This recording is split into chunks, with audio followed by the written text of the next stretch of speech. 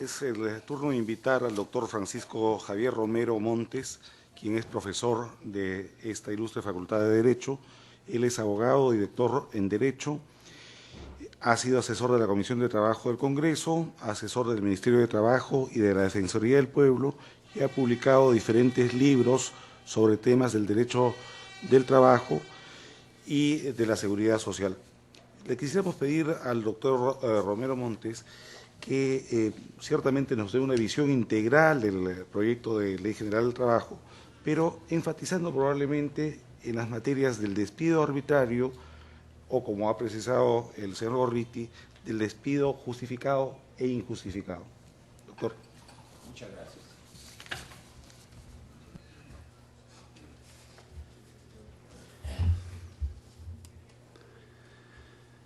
Señor Hugo Guerra, responsable de la Cátedra Perú, señores y distinguidos miembros de la mesa, amigos todos. El tema que se ha escogido para esta noche es hablar de la Ley General del Trabajo.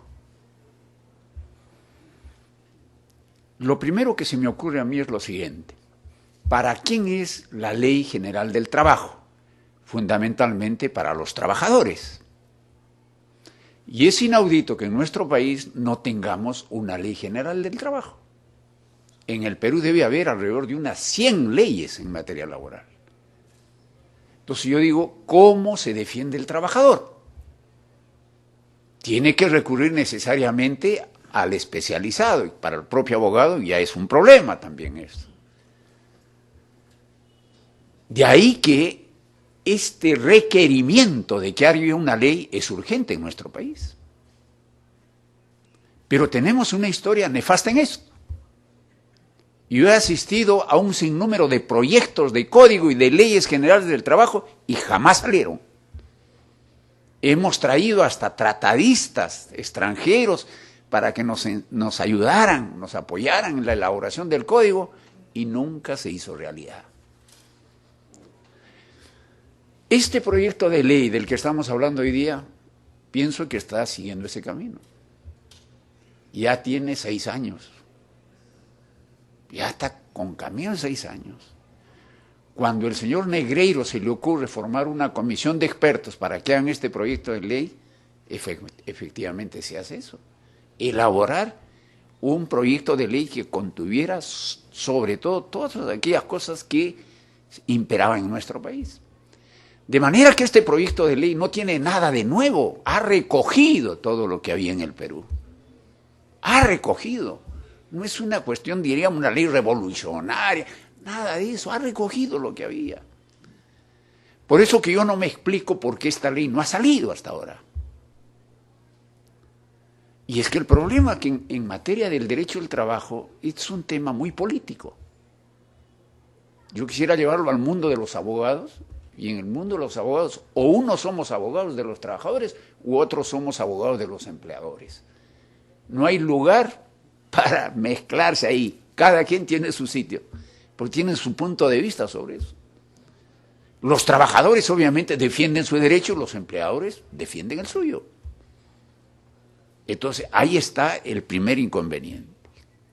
Pero nosotros en este tema de la Ley General del Trabajo, como digo, se ha dicho que más o menos un 75% de la ley ha sido consensuada. A mí me parece que está bien, se ha consensuado en eso. Pero ¿qué quiere decir? ¿Que en el resto, si no hay consenso, no va a salir la ley? Es posible.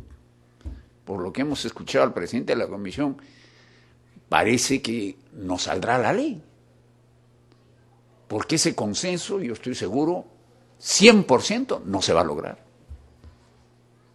Entonces, aquí en nuestro país tenemos órganos que dan leyes. Y ellos son los llamados a analizar esto y sacar la ley. Si no, nunca vamos a tener una ley. Y nuestra comunidad exige pues que haya una ley única. Todo esto viene desde la Constitución del año 1979. Yo quisiera recalcar fundamentalmente en lo que se me pidió, la cuestión del despido arbitrario. Este despido arbitrario no existía en la Constitución del 79. O diríamos existía, pero con otro texto. Porque el artículo 48 de la Constitución del 79 decía que el Estado reconoce el derecho al empleo de los trabajadores. Nadie podrá ser despedido si no hay previamente una causa justificada, previamente establecida en la ley y debidamente comprobada. En base a eso se habló de lo que es la estabilidad absoluta y estabilidad relativa. Entonces, como ustedes saben, nosotros tuvimos momentos muy difíciles en la década del 80.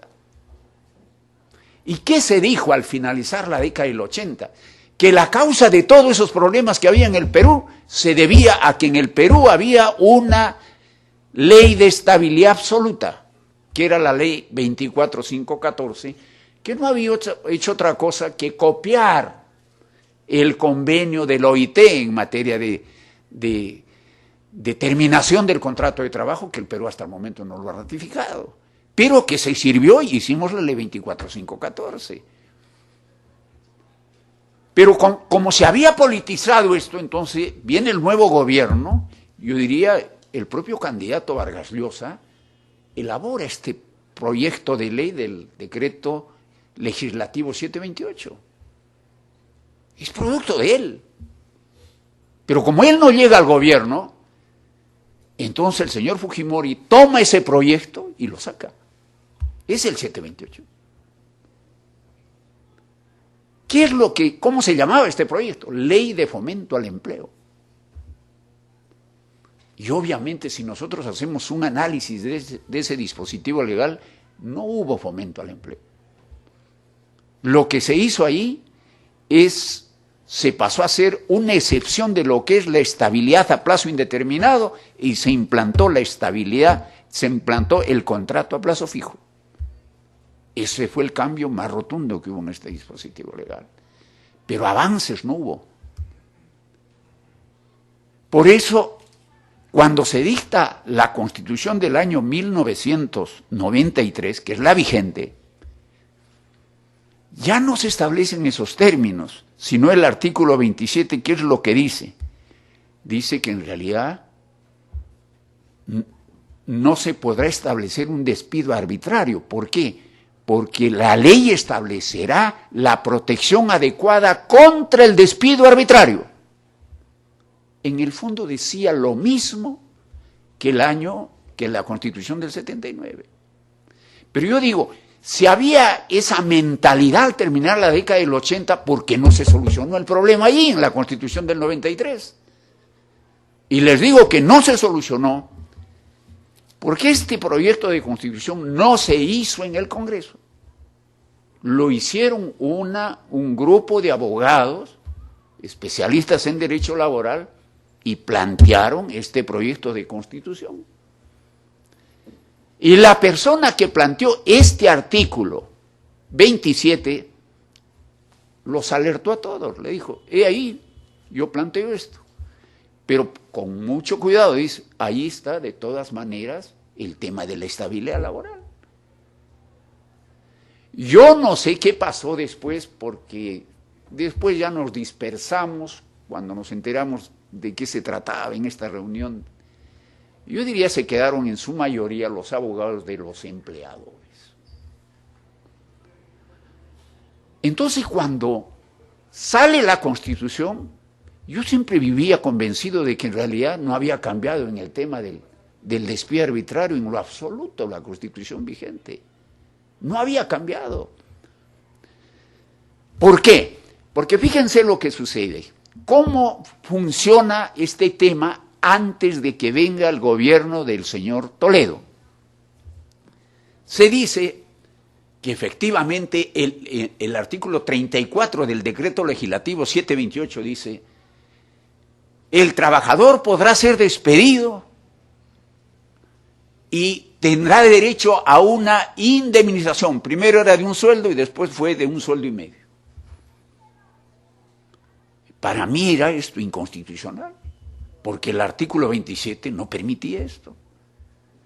Y además aquí hay que agregar otra cosa. El decreto legislativo 728 es anterior a la Constitución del 93. Anterior.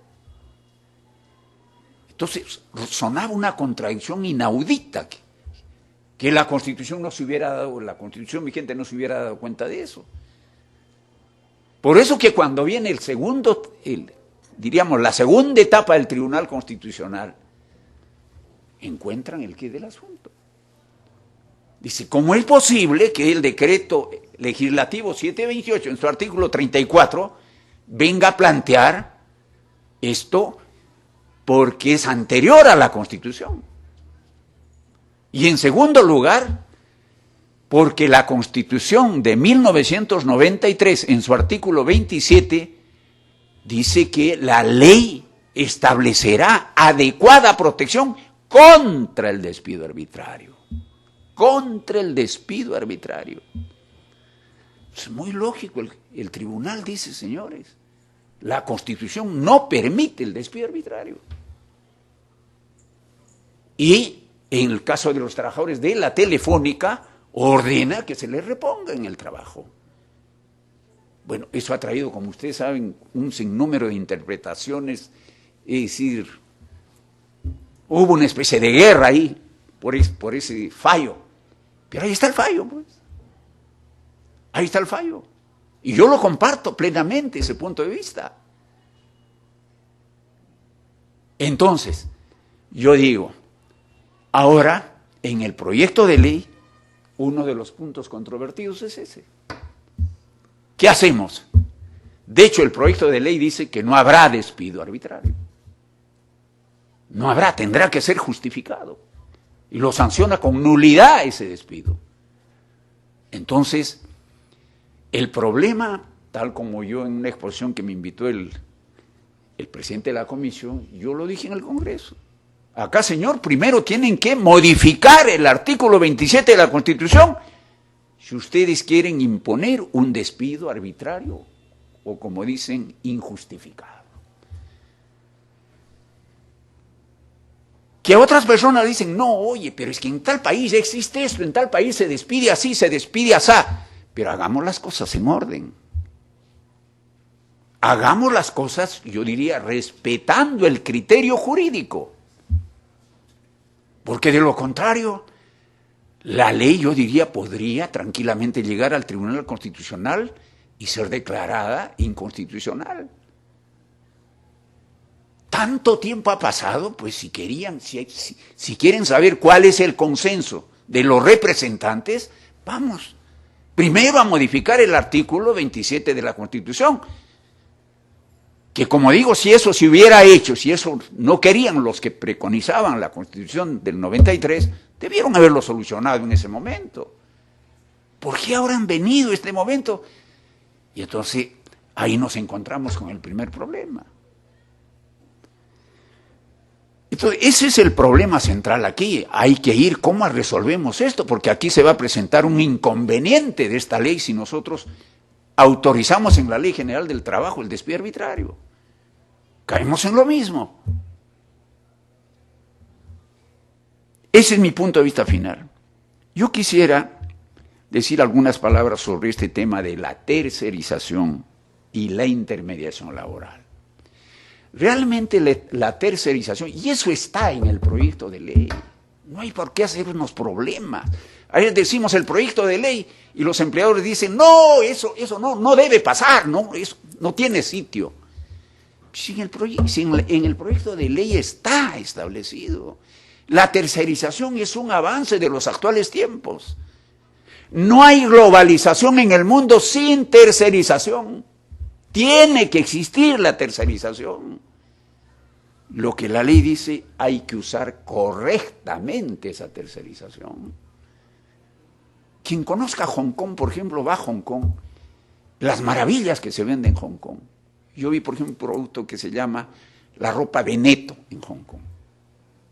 Entonces yo pregunté, ¿dónde se hace esta ropa? ¿Dónde están los centros? Y para mí fue una sorpresa. Dice, no, acá no hay fábricas. ¿Dónde se hace esto? En las casas. En las casas se hace esto. La Benetton coordina esto, juega con el color, juega con esto. Y de esa manera la empresa se globaliza. Porque es un sistema que se mueve en red. Por eso yo digo, estos confeccionistas que tenemos en la calle Gamarra perfectamente podrían globalizarse, que sus productos se conozcan en todo el mundo mediante esta globalización, de manera que la globalización está establecida en el proyecto de ley. Lo que pasa, como dice, que acá se juega con la ficción. Hay algunos empleadores que en realidad, basados en la tercerización, hacen un fraude al espíritu de la ley. Y eso, por eso ha sido necesaria esta ley. Por eso ha sido necesaria. En cuanto a la intermediación, bueno, desde que se estableció en la primera ley de estabilidad laboral que hubo en el Perú, ya se estableció que debían haber los servicios específicos, complementarios, de manera que no hay nada nuevo en el proyecto de ley. Eso mismo se ha recogido. Que tiene que haber intermediación, tiene que haber, pues, como lo ha dicho el señor Gorriti. Esta universidad, por decir, tiene servicio de vigilancia. ¿Por qué va a tener a los vigilantes dependiendo de su planilla? Tiene que venir una empresa especializada en vigilancia a custodiar el local. Si hay que hacer limpieza, ¿por qué la universidad va a tener personal de limpieza en su planilla? Si ahora hay gente especializada en hacer la limpieza. En esos casos, la intermediación es procedente. La OIT ha dicho que es necesario. Entonces, por eso digo, desde un punto de vista general, hemos politizado la ley. La hemos politizado la ley. Porque entonces creemos que este proyecto de ley es una especie de monstruo. Es lo que pensamos. Y no hay tal cosa. Lo que ha hecho el proyecto de ley es recoger lo que ya hemos venido practicando. Ahora, si en el Perú debe haber despido arbitrario, no debe haber despido arbitrario, esa es una cuestión política. No es una cuestión jurídica. De manera que los digan, pues, el consenso de la comunidad que lo diga, que se cristaliza en el Congreso. A ver qué dice el Congreso. Porque decir que hay despido arbitrario o no hay despido arbitrario no es un asunto del derecho, es un asunto de la economía. Las leyes de la economía son las que resuelven ese problema. Eso es lo que quería decir. Muchas gracias.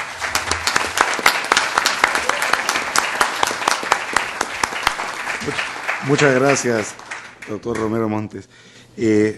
Finalmente, quisiéramos conocer los puntos de vista del doctor Giancarlo Serván, quien representa en este caso la especialidad en materia laboral del estudio Elías Rodrigo y Medrano, y quizá, aparte de conocer su punto de vista general sobre el proyecto de ley, pueda contarnos desde el ejercicio de la abogacía en el sector privado, cuáles son las inquietudes que le alcanzan sus clientes. Por favor.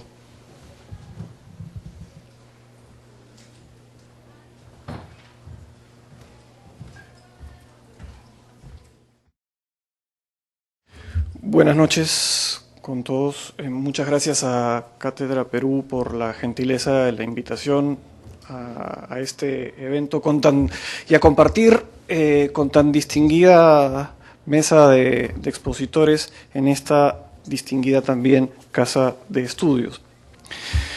Yo sí, digamos, me muestro sumamente escéptico con la idea de una ley general del trabajo, de una codificación laboral, tanto en la forma cuanto en el fondo, porque creo que las sociedades democráticas contemporáneas son per se heterogéneas, cada vez más atomizadas, y por tanto compendiar una única ley como digamos, tenía justificación en el derecho del siglo XIX del liberalismo, básicamente con sociedades homogéneas, creo que carece de justificación en estos tiempos. Pero vamos por partes. La Ley General de Trabajo se ha pretendido justificar para 6 ya se va a cumplir, o está corriendo el 7º año de debate, de búsquedas de consenso sobre una ley general de trabajo. Esto data desde el Acuerdo Nacional del 2001, ¿no? Se pretende justificar sorprendentemente en la conveniencia de tener una compilación de normas, por un lado, y en segundo lugar, porque los demás países lo tienen. Es decir, 6 años discutiendo, 6 años en los que los congresistas a quienes les asignamos nuestro voto desperdician tiempo, recursos, atención, energías, en fin, para tratar una compilación simplemente porque es conveniente tener un código y porque los demás países lo tienen. Francamente, creo que carece de toda justificación y demuestra la carencia de legitimidad que tienen nuestras instituciones. Estas dos justificaciones ciertamente no pueden motivar 6 años de debate de una ley que apenas pretende ser un texto refundido en los términos españoles a los que tanto nos gusta imitar, por cierto, ¿no? La compilación garantiza que los trabajadores tomen conciencia de la legislación. En primer término, habría que revisar lo que supone compilar 410 artículos, ¿no?, en un solo texto, para ver que ningún trabajador va a estar en capacidad de manejar ni de tomar conciencia de lo que dicen esos 410 artículos. Peor aún, esos 410 artículos ni siquiera suman los artículos de las leyes y las instituciones que están contempladas en el pretendido código.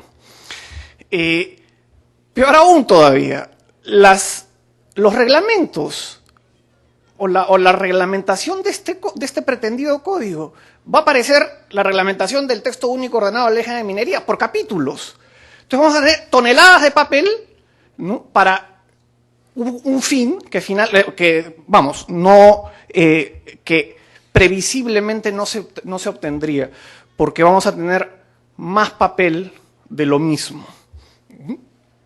Que los demás países lo tienen, bueno, creo que insistir en ser lo que no somos es parte de la falta de identidad que tenemos para nuestro propio desarrollo. Los demás países lo tienen, sí, pero porque probablemente responden a realidades distintas. Solo 2 ejemplos. España tiene una realidad completamente distinta de la peruana, a pesar que nos encanta copiar el Estatuto de los Trabajadores español, que parece ser, digamos, el libro de cabecera de todos los legisladores y de sus asesores internos y externos para la promulgación o la elaboración de las normas, ¿no? Y Colombia, la ley, digamos, codificada colombiana ha sido objeto de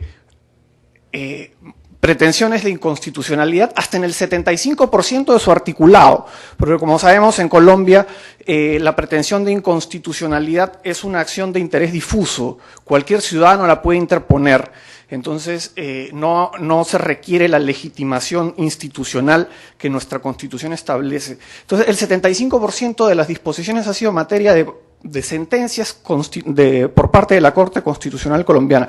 ¿Estaríamos nosotros en aptitud de, digamos, imitar una actuación como esa? Pues parece ciertamente difícil. Otro aspecto medular es que si uno le hace seguimiento a las declaraciones de los ministros a lo largo de todo este tiempo, uno ve que de la población económicamente activa o ocupada del país, apenas un 10, 12 o 15% está sujeto a la formalidad. El resto es o informal o trabajador independiente, y ciertamente los independientes son una muy poca proporción. La gran mayoría está en la informalidad. Buscamos codificar y gastar recursos por 6 años, y tiempo, y expectativas, ¿no?, y credibilidad de las instituciones para una ley que se aplica a la mediana y gran empresa, para una ley que se aplica al 12% de la población económicamente activa nacional. En eso perdemos el tiempo, en eso pierde el tiempo nuestro Congreso, y nuestros congresistas, francamente lamentable desde mi perspectiva.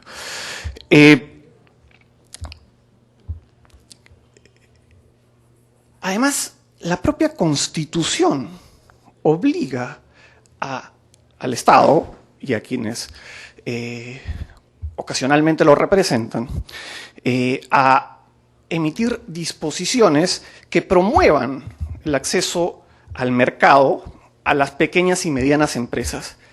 Allí deberían concentrarse los esfuerzos de nuestros legisladores y los esfuerzos de la comunidad en general.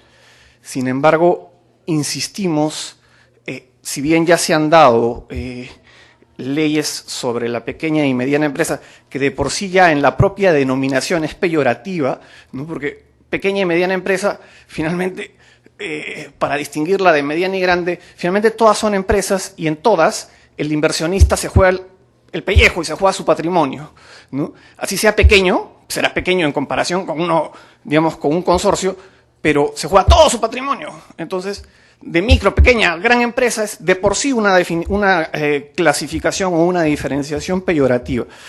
Pero más allá de eso, los esfuerzos deberían concentrarse precisamente por promover la formalidad. Y sin embargo, se dictan normas con, digamos, regímenes de menor protección laboral que no obtienen ningún resultado y sin embargo se insiste en lo mismo, y se insiste en lo mismo, y se insiste en lo mismo. Si uno busca llegar a un determinado lugar y encuentra una pared y sabe que se estrella, como las leyes de las pymes o los intentos de modificación se han estrellado porque no han generado nada de formalidad, pues está claro que por ahí no es el camino, ¿no? Habrá que buscar otro. Y probablemente porque hay que tener conciencia de cómo funciona la realidad del empleo en el país.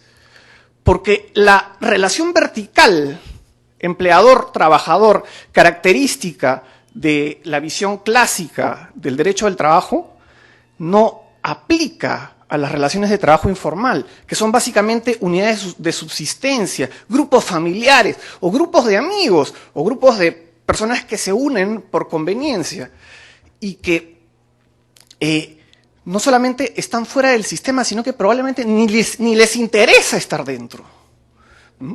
Porque establecer estas posibilidades de que uno domine al otro, de fijar sanciones, de la existencia del poder de dirección, en fin, genera más bien la desunión que, de por sí, con la informalidad, gozan plenamente. Por eso es que hay tanta informalidad y por eso es que a pesar de las leyes no hay más formalidad.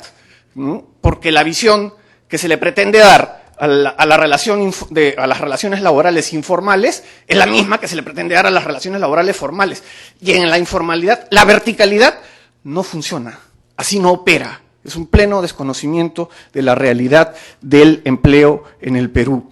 Por tanto, una legislación que pretenda asumir que la relación de trabajo en el sector informal es como la de la mediana y gran empresa es ciertamente, digamos, un despropósito, y por eso es que los resultados de los intentos de legislar como se ha venido haciendo en materia de pequeña y microempresa no han obtenido los resultados esperados.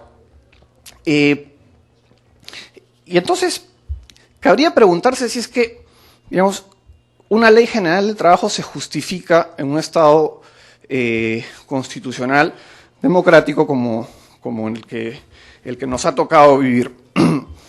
Y uno, digamos, si reflexiona sobre la evolución del derecho a lo largo de, básicamente, los 2 últimos siglos, uno podrá entender que el sentido de la codificación se justificaba en el Estado positivista del siglo XIX, de la post-revolución francesa, de la revolución industrial, en la que las sociedades eran básicamente homogéneas, y un código que en esa época, por cierto, digamos, representaba la Constitución, porque la ley era la norma fundante del ordenamiento y las constituciones estaban fuera del ámbito jurídico y estaban más bien en el ámbito político, ¿no? Esto recién cambia en la primera posguerra, ¿no?, con las constituciones de Weimar en Alemania y de Querétaro en México.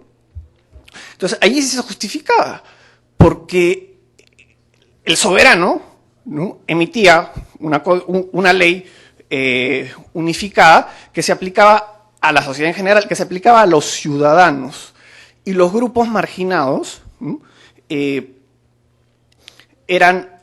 digamos, estaban fuera de los alcances de la ley con la simple exclusión de la categoría de ciudadanía.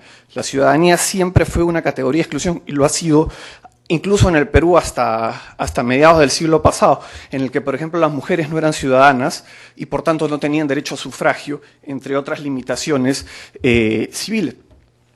Esto se resquebraja precisamente con los movimientos laborales. Al fracasar el liberalismo característico del siglo XIX, precisamente por los reclamos laborales en relación con los abusos por parte de los empleadores, ¿no?, motivan la intervención del Estado y eso va generando cada vez mayor fragmentación social. Surgen nuevos espacios sociales que reclaman reconocimiento por parte del Estado para que ese Estado mantenga legitimidad. Entonces la sociedad se heterogeneiza y la tendencia legislativa desde entonces es precisamente la dispersión de las normas. Eso es inevitable. Pretender tener un único código es, digamos, más un buen deseo que un propósito tangible, real.